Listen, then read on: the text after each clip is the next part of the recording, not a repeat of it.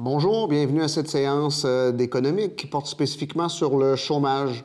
Le but étant d'identifier les différents types de chômage dont on va nommer une nomenclature, en fait, sur la base de l'origine du chômage. Le but étant, évidemment, d'identifier des solutions possibles, dans le cas échéant, pour remédier à la problématique du chômage pour les individus qui en sont touchés. Dans un premier temps, on va définir chacun de ces différents types de chômage pour éventuellement identifier les solutions. Un des chômages qui est bien connu, évidemment, notamment dans un climat où les saisons sont significativement différentes, il va sans dire, c'est le chômage saisonnier, donc un chômage connu relativement de tous, qu'on doit quand même démystifier. Donc, chômage qui provient des périodes de ralentissement qu'on pourrait dire naturelles, des périodes de ralentissement économique, reliées aux variations des saisons. Donc, j'insiste sur le mot naturel, donc variation naturelle, ralentissement naturel, il va sans dire, notamment dans un climat comme le nôtre. Alors, des exemples bien connus, des classiques, évidemment, donc les agriculteurs qui, à un certain moment donné durant l'année, ne peuvent exercer leur profession, de même que certains autres types de métiers comme dans les pêcheries. Donc, alors, des classiques. L'industrie touristique également est touchée, donc à différents niveaux et donc dans différentes mesures. Alors, des classiques pour le chômage saisonnier, il va sans dire. Alors, c'est la raison pour laquelle Statistique Canada va présenter des données qu'on dit de nature désaisonnalisée. En fait, le but étant d'éliminer en quelque sorte l'effet des variations des saisons sur le taux de chômage. Non pas d'enlever le chômage saisonnier de la statistique, mais bien d'éliminer la variation.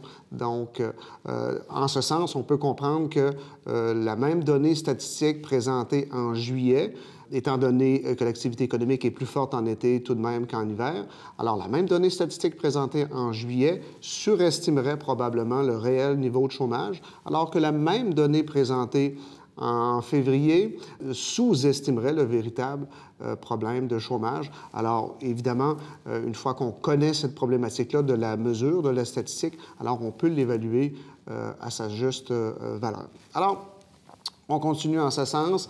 Alors, on peut dire jusqu'à maintenant que, bon, le chômage saisonnier, étant donné notre climat, est en quelque sorte inévitable. Alors, est-il problématique?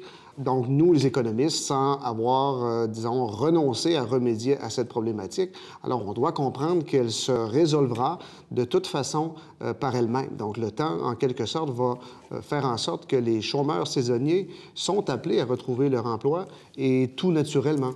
Alors, évidemment, c'est un monde qui est imparfait, c'est une situation imparfaite, mais dans la mesure où ces chômeurs retrouveront leur travail éventuellement, du fait qu'ils sont compétents et que leur travail, évidemment, est nécessaire et requis, donc il répond aux besoins de la population, alors on juge que la problématique est moindre, en quelque sorte. Alors, on doit, en quelque sorte, accepter le chômage saisonnier dans ce cadre. Alors, si solution il y a, évidemment, il y a toujours la possibilité de travail d'appoint, mais retenons essentiellement que le temps fera son œuvre et que tôt ou tard, ces chômeurs saisonniers retrouveront leur emploi.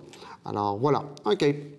En ce sens, un autre type de chômage qu'on considère comme étant inévitable, les économistes, le chômage frictionnel, donc chômage de courte durée ou, si vous préférez, temporaire. Donc, on voit déjà des similitudes avec le chômage saisonnier, donc qui résulte du taux de roulement normal, alors pour ne pas dire naturel en quelque sorte, un autre terme commun avec le chômage saisonnier qu'on vient de voir précédemment. Alors, donc, qui est tout à fait naturel, si on veut, dans une économie, et même dans une économie saine. Donc, chômage de courte durée qui résulte du taux de roulement normal de la main-d'œuvre. Qu'est-ce qu'on entend par un taux de roulement normal de la main-d'œuvre? Notamment, donc, l'aspect démographique, évidemment, les jeunes, donc 15, 16, 17 ans, évidemment, on développe un intérêt pour le marché du travail, pour répondre davantage personnellement à notre bien-être matériel, à nos différents besoins. Alors, l'intérêt pour le marché du travail, la recherche active d'emploi qui peut nécessiter un certain temps.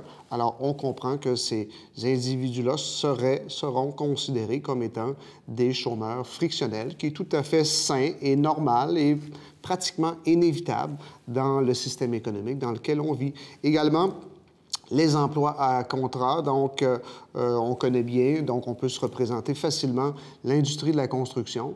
En ce sens, on sait très bien qu'il y a des corps de métier qui sont très spécialisés, que le travail se fait à la chaîne en quelque sorte. Donc, s'il y a des délais dans un corps de métier pour une raison X et pour des raisons inévitables à l'occasion, alors ça retarde l'arrivée sur le chantier de d'autres corps de métiers spécialisés. Donc, en ce sens, ces travailleurs, ces experts, donc je pense aux électriciens, aux plombiers, etc., donc leur arrivée sur le chantier pourrait être retardée. Donc, on est donc face à des gens qui sont intéressés à travailler, préféreraient travailler, mais doivent renoncer à faire leur travail selon les délais, les échéanciers qui étaient prévus.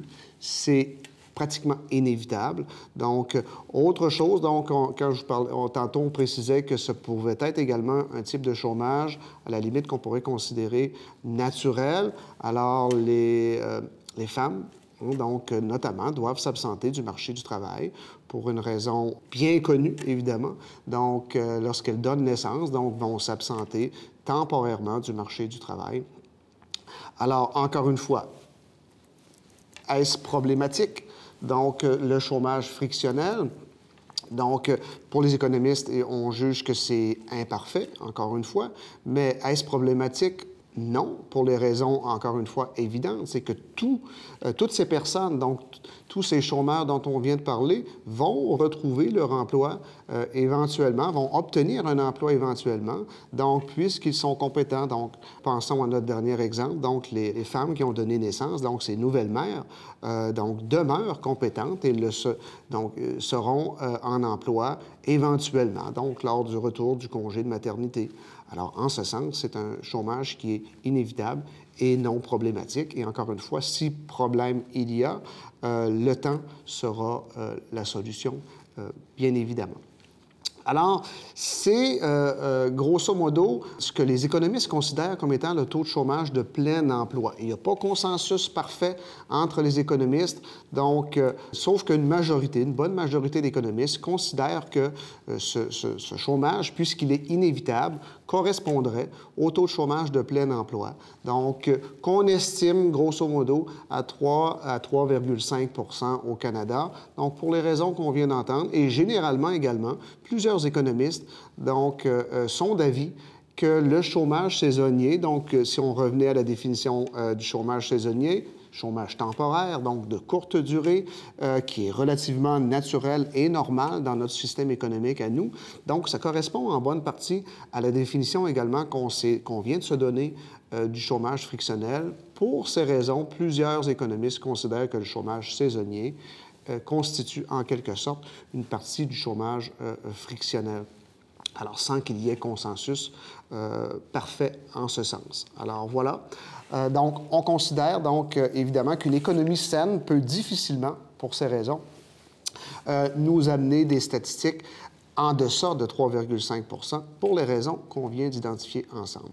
Alors, on poursuit en ce qui a trait aux différents types de chômage. Bon, des images à l'écran bien évidentes, si on veut, donc, de chômage au pays pour des raisons qu'on connaît très bien, entre autres, évidemment, le chômage saisonnier. OK, on continue avec un deuxième ou troisième, selon le cas, si on considère que le chômage saisonnier pourrait être considéré comme du chômage frictionnel. Donc, le chômage structurel. Donc, la définition, bien que simpliste, donc vous l'aurez deviné, chômage causé par des variations dans la structure de l'activité économique. Alors, qu'est-ce qu'on entend par la structure de l'activité économique? Donc, les différentes variables de l'activité économique, les dépenses de consommation des ménages, les dépenses d'investissement des entreprises, dépenses gouvernementales, également les exportations, moins les importations. Donc, grosso modo, voilà ce qu'on entend par la structure de l'activité économique. Alors, Dans quelle mesure le chômage structurel prendra forme?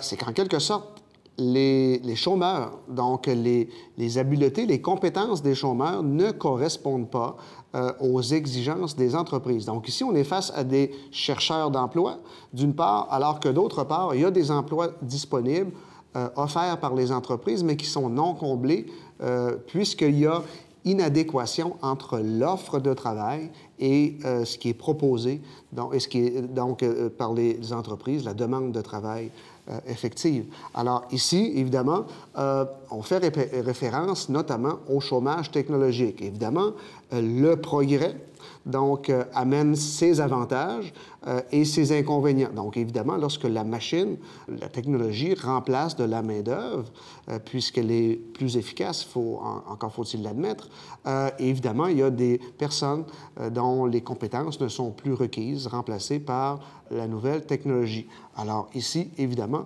on est face à des gens intéressés à l'emploi, donc qui ont œuvré longtemps sur le marché du travail et qui aimeraient évidemment poursuivre, mais dont les compétences ne sont plus nécessaires. Également, on pense lorsqu'on parle de changement technologique, le changement dans les dépenses de consommation. Donc, la mode, les goûts, les ménages ne consomment pas les mêmes produits.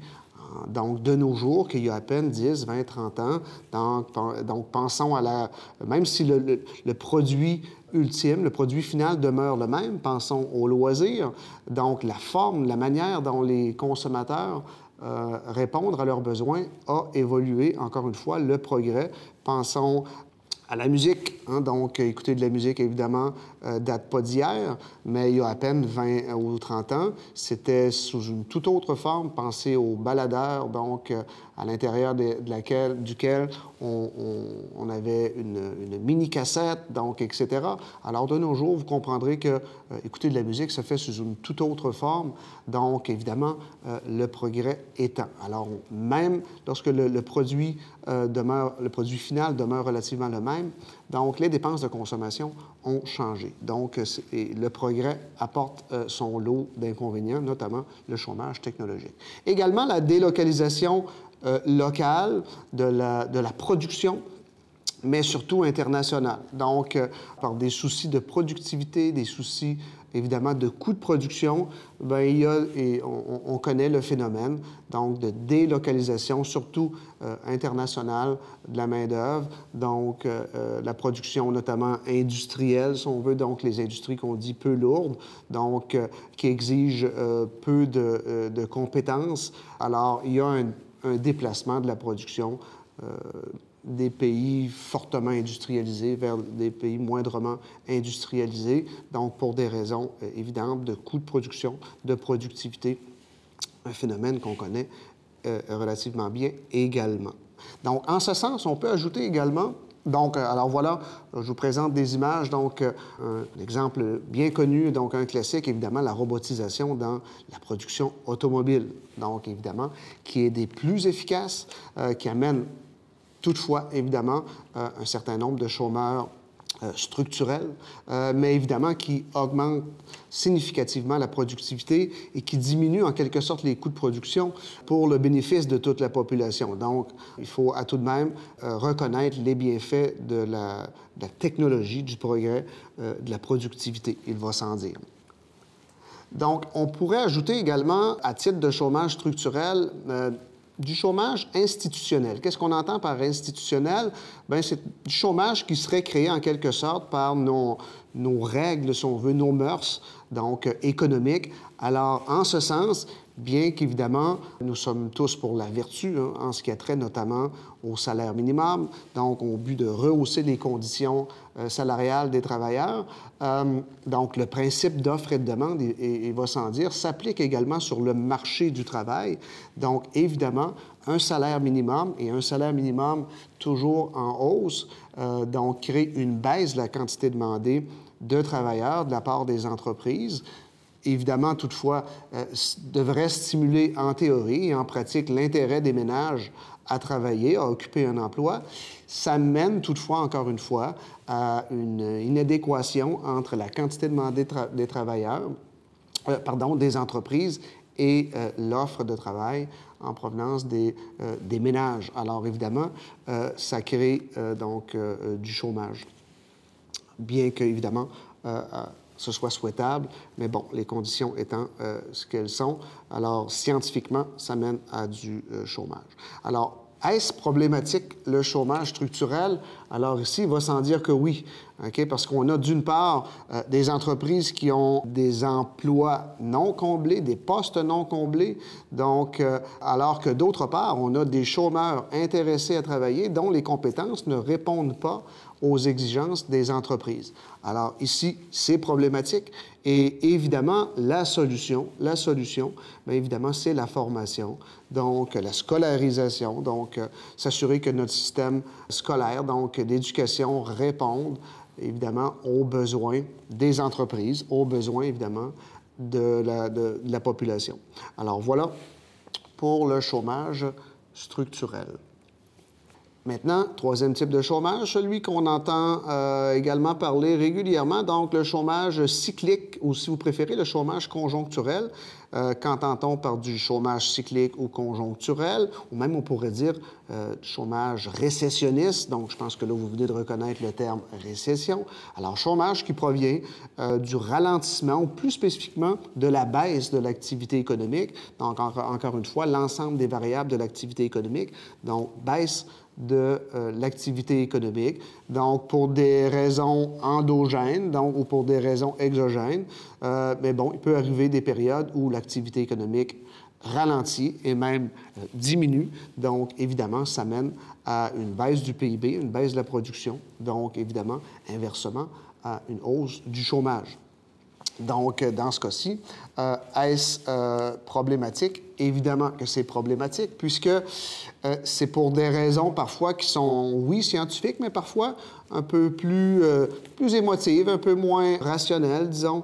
Alors, pour ces raisons-là, alors on a besoin de relancer l'activité économique, donc des politiques de relance économique, et on doit faire appel dans ces conditions à l'État ou par la politique fiscale budgétaire. Donc ici, on fait référence évidemment aux taxes et aux impôts, et même le gouvernement lui-même pourrait stimuler ses dépenses. Donc ici, évidemment, ce qu'on pourrait considérer comme étant le vœu généralisé de la population, baisse d'impôts, baisse de taxes. Évidemment, on stimule les dépenses de consommation. Et ainsi dire, donc on peut extrapoler et penser évidemment à des baisses d'impôts aux entreprises. Et même sinon, puisque l'activité économique est relancée, les entreprises pourraient devoir investir davantage, donc améliorer l'équipement, hausser l'équipement. Alors, on voit évidemment les bienfaits là, pour la relance de l'activité économique, alors des politiques de relance économique de la part de l'État, donc le ministre des Finances. Il pourrait y avoir également, on pourrait tendre la main à la Banque centrale, donc par sa politique monétaire. Ici, donc, pour relancer l'économie, on diminuerait le taux directeur, ce qui donnerait le coup d'envoi à une baisse généralisée des taux d'intérêt. Et évidemment, en ce sens, donc, on pourrait voir le crédit augmenter, donc une hausse des dépenses de consommation des ménages, donc pour les entreprises également, donc le coût du crédit étant à la baisse devrait normalement stimuler, augmenter les dépenses d'investissement. Donc, et évidemment, même l'État, donc lorsque les taux d'intérêt diminuent, ça leur offre une petite marge de manœuvre, évidemment, considérant qu'une de leurs dépenses principales, ce sont évidemment le remboursement des intérêts sur la dette. Alors, on offre ici des conditions pour stimuler l'activité économique. On peut ajouter à cela, évidemment, que généralement, le taux de change oscille dans le même sens que les taux directeurs. Donc, une baisse des taux directeurs, généralement, conduit, bien que ce ne soit pas la volonté numéro un de la Banque centrale, d'influencer le taux directeur, mais généralement, il y a une corrélation positive. Donc, on voit une baisse du taux de change, et évidemment, avec une baisse du taux de change, généralement, toute autre chose étant égale par ailleurs, sera accompagnée d'une hausse des exportations et une baisse des importations. Donc, tout ça, évidemment, dont le résultat final serait une hausse de la production, une hausse du PIB, et on pourrait diminuer ainsi le chômage cyclique, le chômage conjoncturel, en relançant l'économie. Alors, voilà pour les différents types de chômage. Alors, le but était évidemment d'identifier les différents types de chômage à l'origine, donc quel était le problème à l'origine, et pour éventuellement, évidemment, le cas échéant, trouver des solutions. Donc, le but, évidemment, de l'économique, d'améliorer la situation, donc le bien-être matériel de la population, notamment des chômeurs, en ce qui nous concerne pour la problématique présente. Alors, on se donne rendez-vous pour une prochaine chronique d'économique. À bientôt.